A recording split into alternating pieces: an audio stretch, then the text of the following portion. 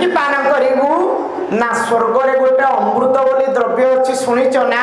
ना हाँ शुणीचु कहले अमृत निंदे स्वादु पणे अर्थात भागवत रूपी रस एते स्वाद युक्त जे तागे अमृतटा तुच्छ कहले को आपण कहिले मानि जीवु उदाहरण देइचंती भागवत रे जेते बेले सुखदेव गोस्वामी परीक्षित को 88,000 ऋषि सम्मुख रे भागवत कथा को सुनाउचंती देवता माने पहुंचिले अमृत कलश नहीं आसिले कहले हे गोस्वामी सुखदेव चूड़ामणि ये अमृत कलश को रखंतु चलंतु गोटे भागवत सप्ताह स्वर्ग रे करबा आपण टिके सुनैबे हमकु सुखदेव टिके हसी दले कहले हे देवता माने हे देवराज इंद्र तुम्हें जेउठी को भागवत कथा करिबा पई डाकुच स्वर्ग ताहा होची भोग भूमि ताहा त्याग भूमि नुह कारण भोगी लोक केबे भागवत रसर स्वाद को आस्वादन करि परिबो नाही सेते पई ठाकुर अभिराम परमहंस कहिचंती कोन कहले श्याम प्रेम बड़ ठंडा रे मानस श्याम प्रेम बड़ ठंडा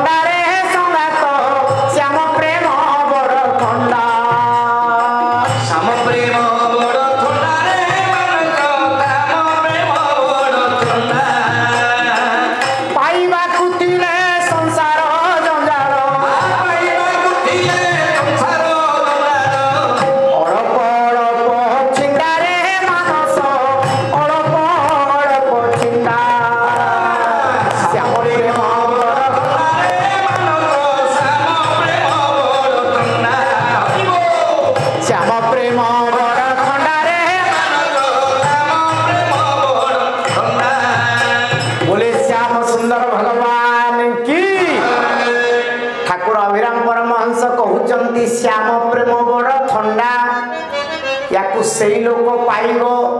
जी संसार जंजाल को टिके दूरेइब अर्थात जेमिति गोटिए पात्र रे दिन आउ राति रही परिबो नाही गोटिए पात्र रे जेमिति विष आउ अमृत रही परिबो नाही सेमिति गोटिए पात्र रे संसार आउ संसार रो सार ईश्वर एका बेले चली परिबे नाही आपण माने किछि समय पई संसार को भूली चंती सेति पई एठी भागवत कथा सुनुचन जदि आपणकर देहटा इठी थिबो मनटा घर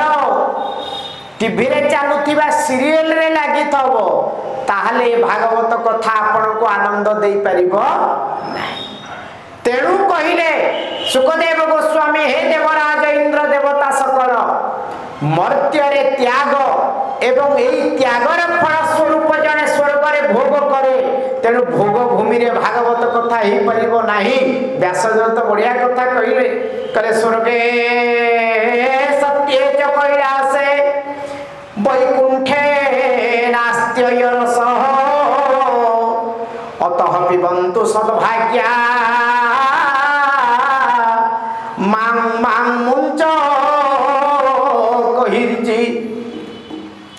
कहले स्वर्ग रे देवता माने व्याकुल आइले कहले लांच नियो कहले को लांच कहले अमृतटा देई दउचु रख भागवत सुनाओ सुखदेव गोस्वामी कहिले हे देवराज इंद्र काहे काच काहे कांचन अरे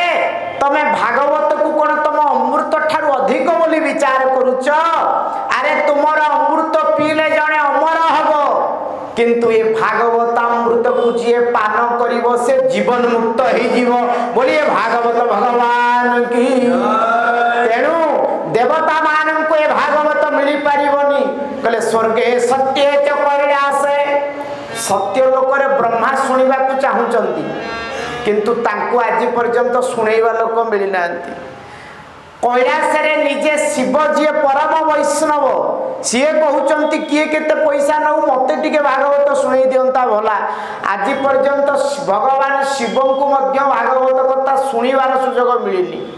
एवं निजे वैकुंठाधिपति नारायण चाहते कथा शुणा वैकुंठर मध्य ये कथा दुर्लभ भगवान व्यास कहते हे मर्त्यर मानव जहा देवता मानक पई दुर्लभ तम पई सुलभ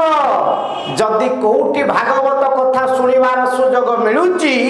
मांग मांग मुंच कहिर्चित अर्थात ये कथार लाभ तू केबे छाड़ नाही बोले भक्तवत्सल भगवान की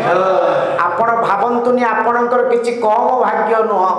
कारण भाग्य रे नथिले आपण सत्संग करि परिबे नाही नीति शास्त्र कहउचंती कले चंदनम शीतल लोके चंदनादपि चंद्रमा चंद्रम चंद्रयोर मध्ये शीतला साधु संगति कले दुनिया रे सबको ठंडा कौन कोटा ठंडा चंदन आमे मस्तक रे चंदन लगांती भारी ठंडा कले चंदन ठु आउ गोटे ठंडा अछि कौन चंदना दपि चंद्रमा आकाश रे चंद्र रे ज्योत्स्ना विधौत रजनी भारी आनंद दिए भारी आह्लाद दिए कले चंदन ठारू आहुरी शीतलता दबा